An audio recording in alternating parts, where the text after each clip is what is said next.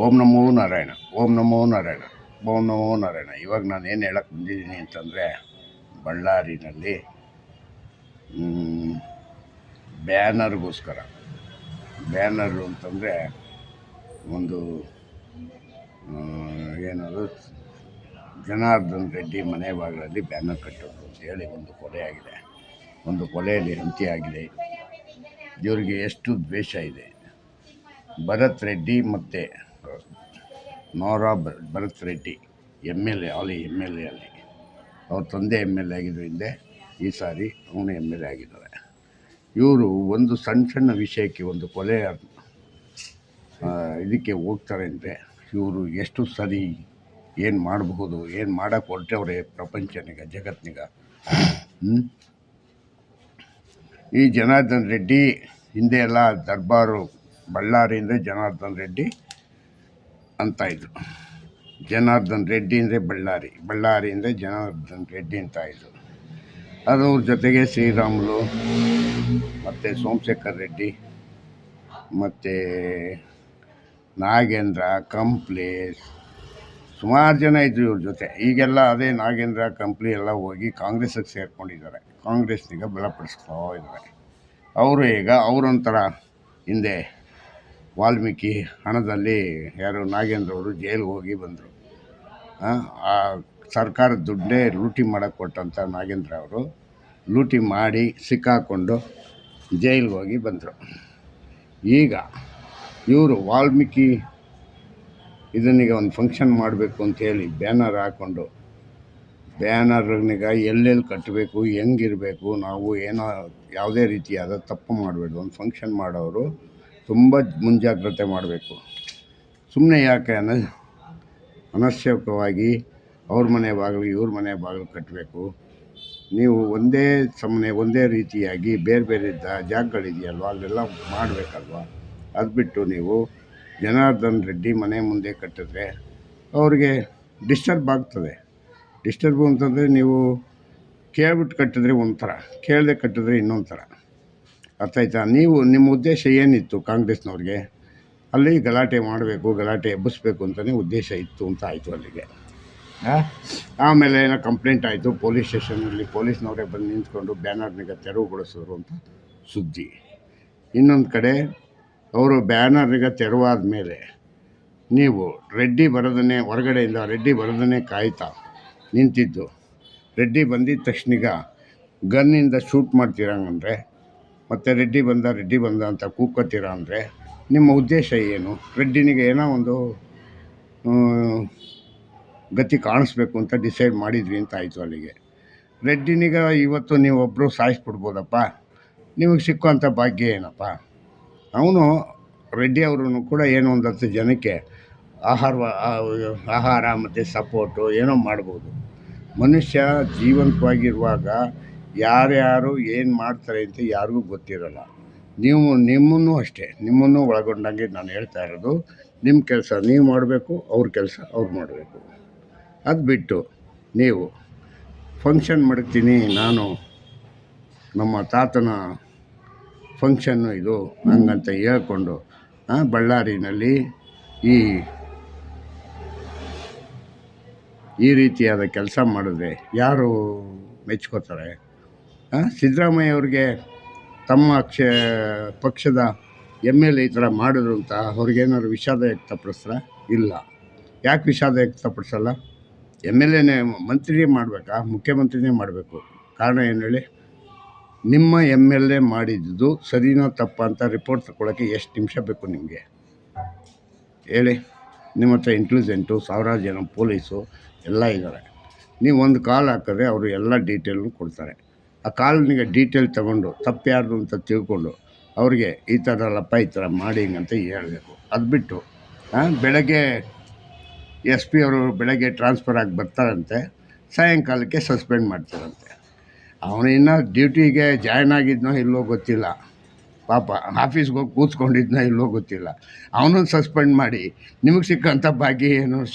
DK Shivakumar ಅವರೇ ಮತ್ತು ಸಿದ್ದರಾಮಯ್ಯ ಅವರೇ, SP ಸಸ್ಪೆಂಡ್ ಮಾಡಿಬಿಟ್ರೆ ಇದು ಬಗೆಹರಿದೋಗ್ಬಿಡ್ತಾ? ಹೇಳಿ, ಹೆಂಗೆ ಬಗೆಹರಿತದೆ? ಎಸ್ ಪಿನ ಹೆಂಗೆ ಸಸ್ಪೆಂಡ್ ಮಾಡ್ತೀರಾ? ಹೋಗಲಿ, ಕಾನೂನಾಗಿ ಅವ್ರು ಏನಾದ್ರು ಕೋರ್ಟ್ಗೆ ಹೋದರೆ ಅವ್ರು ಗೆದ್ದು ಒಳಗಡೆ ಬರ್ತಾರೆ. ಮತ್ತೆ ಅವಾಗ ಯಾರಿಗೆ ಅವಮಾನ ಆಗೋದು? ಹಿಂದೆನೂ ತುಂಬ ಜನರಿಗೆ ಈ ಥರ ಕೊಟ್ಟಿದ್ದೀರ ಅಂತ ಇಟ್ಕೊಳ್ಳಿ, ಅವ್ರು ಕೋರ್ಟ್ಗೆ ಹೋಗೋರೆ, ವಾಪಸ್ ಬಂದು ಡ್ಯೂಟಿ ಮಾಡ್ತಾವ್ರೆ. ಆದರೆ ಅವಮಾನ ಅಲ್ವಾ ಅದು? ನಿಮ್ಗೆ ಅದೆಲ್ಲ ಅವಮಾನ ಅನ್ಸಲ್ವಾ? ನಾಚಿಕೆ ಆಗಲ್ವಾ? ಹಾಂ, ಕುಮಾರಸ್ವಾಮಿ ಶಿವಕುಮಾರ್ ಅವರೇ, ನೀವು ಈಗ ಒಂದು ಹೊಸದಾಗಿ ಒಂದು ನಿಯೋಗನ 6 ಜನನೋ 7 ಜನನೋ ಕಳಿಸಿ ನಿಯೋಗ ಕಳಿಸಿದ್ದೀರ. ನಿಯೋಗ ಏನು ಮಾಡ್ಬೋದು? ಸರ್ಕಾರಿ ಅಧಿಕಾರಿಗಳು ಕೊಡ್ತಕ್ಕಂಥ ನ್ಯೂಸ್ನೇ ನೀವು ಸರಿಯಾಗಿ ಇದು ಮಾಡಿಲ್ಲ ಅಂದರೆ ನಿಮ್ಮ ಪಕ್ಷದ ಕಾರ್ಯಕರ್ತರು ಹೋಗಿ ಏನು ನಿಯೋಗ ಮಾಡ್ತಾರೆ? ಆ ನಿಯೋಗದಲ್ಲಿ ಏನು? ಒಟ್ಟಿನಲ್ಲಿ ಸರ್ಕಾರದ ದುಡ್ಡು ಖಾಲಿ ಆಗಬೇಕು, ಅವ್ರಿಗೆ ಊಟ ತಿಂಡಿ ಖರ್ಚು, ಟಿ ಎ ಡಿ ಎ ಆಳು ಮುಳು ಕಸ ಕಡ್ಡಿ ಅಂತ ಖರ್ಚಾಯಿತು ಅಂತ ನೀವು ವರದಿ ಒಪ್ಪಿಸ್ಬೇಕಲ್ಲ. ಆ ವರದಿಗೋಸ್ಕರ ಅಷ್ಟೇ ಇವ್ರನ್ನಾಗ ವರದಿ ತಗೊಂಬನ್ನಿ ಹೋಗಿ ಅಂತ ಕಳಿಸಿದ್ದೀರ. ಹೆಂಗೆ ಇದು ಹೇಳಿ? ಯಾವುದಾದ್ರು ಒಂದು ವರದಿ ಸರ್ಕಾರದ ಪರವಾಗಿ ಬಂದಿದೆಯಾ? ಎಲ್ಲ ತಿಪ್ಪೆ ಸಾರ್ದಂಗೆ ಸಾರ್ಬಿಟ್ಟು ಮೂಢ ಹಗರಣ ಮಾಡಿದ್ರಿ. ಏನು ಮಾಡಿದ್ರಿ? ತಿಪ್ಪೆ ಸಾರ್ದಂಗೆ ಸವರ್ಬಿಟ್ಟು ಆ ಹಗರಣನೇ ಮುಚ್ಚಾಕ್ಬಿಟ್ರಿ. ಇಷ್ಟೇ ನೀವು ಮಾಡೋದು, ಡಿ ಕೆ ಶಿವಕುಮಾರ್ ಅವರೇ ಮತ್ತು ಸಿದ್ದರಾಮಯ್ಯ ಅವರೇ. ಒಳ್ಳೆ ಜೋಡಿ ಕಂಡ್ರಿ ನೀವು, ಒಳ್ಳೆ ಜೋಡಿ, ಅಕ್ಕ ಬುಕ್ಕ ಇದ್ದಂಗೆ. ಏನೋ ಇಬ್ಬರೂ ಹಂಗೆ, ಯಾವುದೇ ತಪ್ಪಾದ್ರೂ ಅದಕ್ಕೊಂದು ನಿಯೋಗ ಮಾಡೋ, ಅದಕ್ಕೊಂದು SIT ಮಾಡೋ, ಹಂಗೆ ಮಾಡು ಹಿಂಗೆ ಮಾಡು ಅಂತೇಳಿ ಒಟ್ಟಿನಲ್ಲಿ ದುಡೋಕೆ ಏನು ಬೇಕೋ ಅದು ಮುಂದೆ ದುಡ್ತಾಯಿದ್ದೀರ. ವಿಜಯೇಂದ್ರ ಮತ್ತು ಅವರ ಅಶೋಕ್ ಮತ್ತು ಅವರ ಸಹಪಾಠಿಗಳೆಲ್ಲ ಹೋಗಿ ಅವರು ನೀವು ಮಾಡಿರ್ತಕ್ಕಂಥದ್ದು ಸರಿಯಾದ ಕ್ರಮ ಅಲ್ಲ, ನೀವು ಹಂಗೆ ಹಿಂಗೆ ಅಂತೆಲ್ಲ ಅವರು ಬೊಬ್ಬೆ ಬಡ್ಕೊತಾ ಇದ್ದಾರೆ. ಅವ್ರು ಬಡ್ಕೊಂಡಿದ್ದ ಬೊಬ್ಬೆಗೆ ನಿಮ್ಗೇನಾದ್ರು ಒಂಚೂರು ಕನಿಕರ ಇದೆಯಾ? ಏನೂ ಇಲ್ಲ. ಯಾಕೆ ಹೇಳಿ ಕನಿಕರ ಇಲ್ಲ? ವಿರೋಧ ಪಕ್ಷ ಇರೋದು ಏನಕ್ಕೆ? ಅವರಷ್ಟಕ್ಕೆ ಅವ್ರು ಕೂತ್ಕೊಂಡು ಹೋಯ್ತಾರೆ, ಹೋಗ್ಲಿ ಅಂತೇಳಿ ಇನ್ನು ಆರಾಮಾಗಿರ್ತೀರ. ಅವ್ರು ಕೇಳಿದ ಕ್ವಶನ್ಗಳಿಗೆ ಯಾವ್ದಾದ್ರು ಒಂದು ಉತ್ತರ ಕೊಟ್ಟಿದ್ದೀರಾ ಯಾವತ್ತಾದ್ರೂ? ವಿರೋಧ ಪಕ್ಷಕ್ಕೆ ಕೊಡಲ್ಲ. ಯಾಕೆ ಹೇಳಿ? ಅಷ್ಟಕ್ಕೆ ಕೋಪ ಬಂದುಬಿಡುತ್ತೆ. ಏನ್ರಿ ನೀವೇನು BJP ಅವರಾ ಅಂತ ಪತ್ರಕರ್ತನೇ ಕೇಳ್ತೀರ ಅಲ್ವಾ ಸಿದ್ದರಾಮಯ್ಯರೇ? ಅದಕ್ಕೆ ಇದು ಯಾಕೆ ಈ ಥರ ತಿಪ್ಪೇಸ್ವರ ಕೆಲಸಗಳು ಮಾಡ್ತಾಯಿದ್ದೀರಾ ಹೇಳಿ? ತಿಪ್ಪೆ ಸಾರಿಸ್ತಾ ಹೋಯ್ತಾ ಇದ್ರೆ ಪ್ರತಿಯೊಂದು ತಪ್ಪು. ಮತ್ತು ನಮ್ಮ ಇವರು ಯಾರೋ ಪರಮೇಶ್ವರ್ ಅವರೊಂದು ಕತೆ ಹೇಳಿದ್ರು. ಈಗಾಗಲೇ ಎಲ್ಲ ಅಧಿಕಾರಿಗಳು ಹೋಗಿದ್ದಾರೆ, ಅಲ್ಲಿ ಹೋಗಿ ನೋಡ್ತಾರೆ. ನೋಡಿ ಇದು ಪ್ರೈವೇಟ್ ಗನ್ಮ್ಯಾನ್ಗಳು ಅಂತ ಕಂಡು ಬಂದರೆ ಅವ್ರು ಯಾರು ಇಲ್ಲ ಅಂತ, ಅವ್ರನ್ನೀಗ ಅರೆಸ್ಟ್ ಮಾಡ್ತೀವಿ ಹಂಗೆ ಹಿಂಗೆ ಅಂತ ಎಲ್ಲ ಹೇಳ್ತಾರೆ. ಗೌರ್ಮೆಂಟ್ ಗನ್ಮ್ಯಾನು ಇವ್ರಿಗೆ ಜನಾರ್ದನ್ ರೆಡ್ಡಿಗೆ ಮತ್ತು ಇವ್ರಿಗಿದ್ದಾರೆ ಶ್ರೀರಾಮುಲುಗೆ, ಅವ್ರು ಯಾರು ಗನ್ನಿಗೆ ಆರಿಸಿಲ್ಲ. ಮತ್ತು ಇನ್ಯಾರು ಆರಿಸಿದ್ರು?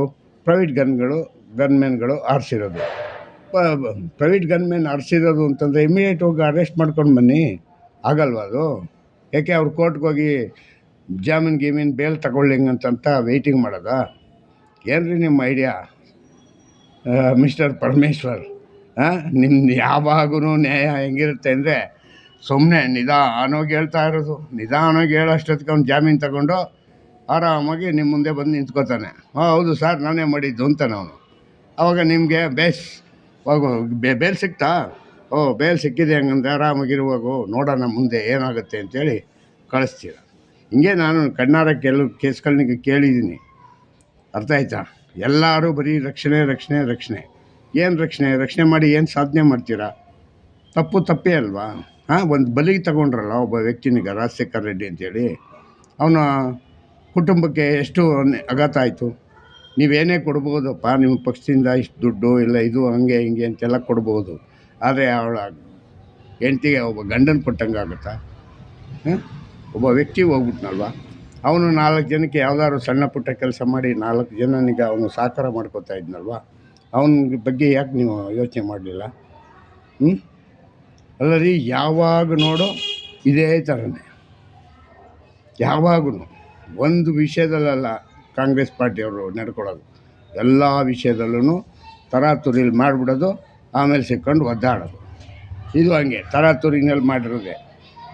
ಇಲ್ಲ ಬೇಕು ಅಂತಲೇ ಮಾಡಿರಬೇಕು ಅಂತ ಅನ್ಕೋತಿದ್ದೀನಿ. ಯಾಕೆಂದರೆ ಜನಾರ್ದನ್ ರೆಡ್ಡಿ ಬಂದಾಗಲೇ ನೀವು ಗುಂಡಾರಿಸ್ತೀರಾ ಮತ್ತು ಜಗಳ ಮಾಡ್ತೀರಾ. ಅವ್ರ ಮನೆ ಕಡೆಗೆಲ್ಲ ಗುಂಡಾಗಿದೆ ಹೆಂಗಂತಂದರೆ ಪೆಟ್ರೋಲ್ ಬಾಂಬ್ ಬೇರೆ, ಅದು ಬೇರೆ ಹಾಕಿದ್ರು ಅಂತ ಹೇಳ್ತಾವ್ರೆ.